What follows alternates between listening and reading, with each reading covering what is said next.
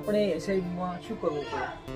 SIP એટલે કેવું કે તમારું ટીપે ટીપે પૈસા તમારા ભેગા થાય. મેન તો એસઆઈપી એટલે સિસ્ટમેટિક ઇન્વેસ્ટમેન્ટ પ્લાન, બરાબર. એટલે તમે જે પૈસા રોકો છો એ તમારે એક ફંડમાં ભેગા થશે અને તમારા બીઆફમાં એક ફંડ મેનેજર તમારા પૈસા માર્કેટમાં ઇન્વેસ્ટમેન્ટ કરશે અને એ ઇન્વેસ્ટમેન્ટ કરી એમાંથી સારું એવું વળતર મેળવશે અને એનો જે કંપનીનો ખર્ચો છે એએમસીનો એ ખર્ચો કાઢી અને તમને એ રિટર્ન પાસ ઓન કરશે, બરાબર. એમાં કેવું કે તમે ગોલ બેઝ કરી શકો કે તમારા રિટાયરમેન્ટ છે કે તમારા ચાઇલ્ડ એજ્યુકેશન છે, બરાબર, કે ચાઇલ્ડના મેરેજ માટે એ પ્લાનિંગથી કરશો અને લોંગ ટાઈમ સુધી ઇન્વેસ્ટેડ રહેશો તો સારું એવું વેલ્થ બનશે.